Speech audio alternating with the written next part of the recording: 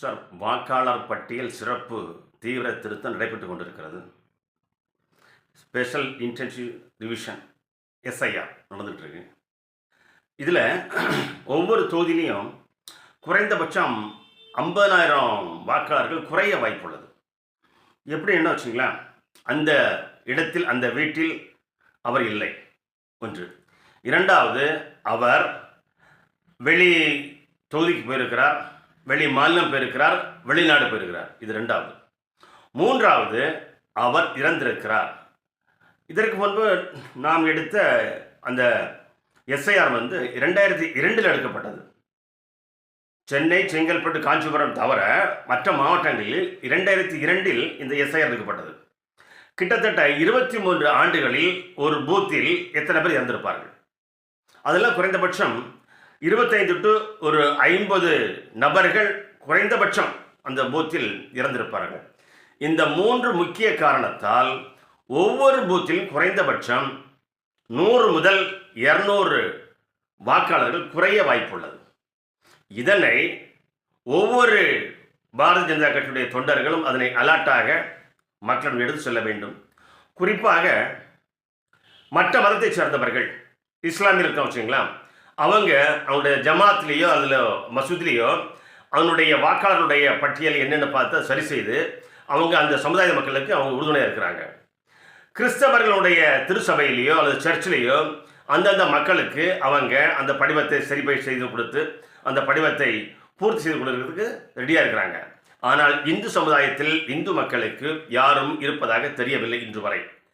ஒவ்வொரு இந்து சமுதாய மக்களும், ஒரு இந்து சமுதாயத்தை நடத்துகின்ற மக்களும், ஒரு இந்து சமுதாயத்தினுடைய சங்கங்கள், ஒரு அறக்கட்டளைகள், ஒரு மிடாதிபதிகள், ஒரு குருமார்கள், ஒரு சாமியார்கள், ஒரு அறங்காவலர்கள் அல்லது ஊர் பெரியவர்கள் எல்லாம் அந்த பகுதியில் தங்களுடைய பகுதியில் அந்த வாக்காளருடைய பட்டியலில் இவர் இருக்கிறாரா என்பதை சரி செய்ய வேண்டும்.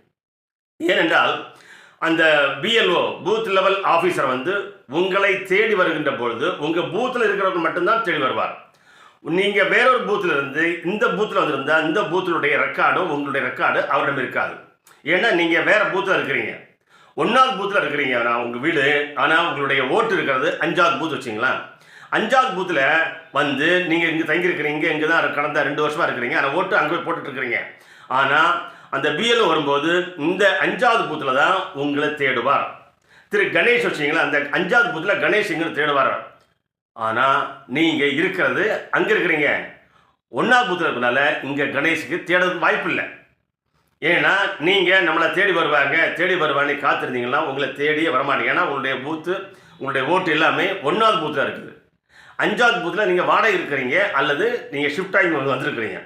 அதனால் உங்களுடைய வாக்குகளை சரி செய்ய வேண்டும் என்றால் எங்கே ஓட்டு இருக்குதோ, எந்த பூத்தில் ஓட்டு இருக்குதோ, எந்த பகுதியில் ஓட்டு இருக்குதோ, எந்த சட்டமன்றத்தில் இருக்கிறதோ அங்கு நேரில் சென்று அந்த பிஎல்ஓவை கண்டுபிடித்து அல்லது நம்முடைய பாரதிய ஜனதா கட்சி நிர்வாகிகளையோ தொண்டர்களையோ அதனுடைய பொறுப்பில்களையை கண்டுபிடித்து என்னுடைய பிஎல்ஓ யார், இந்த பூத்தினுடைய பிஎல்ஓ யார், இந்த பூத்தினுடைய அரசு அதிகாரி யார் இருக்காங்க, அவங்களை கண்டுபிடிச்சி அவங்கள்ட்ட உங்களுடைய படிவத்தை பெற்று அதனை பூர்த்தி செய்து உடனே கொடுங்கள்.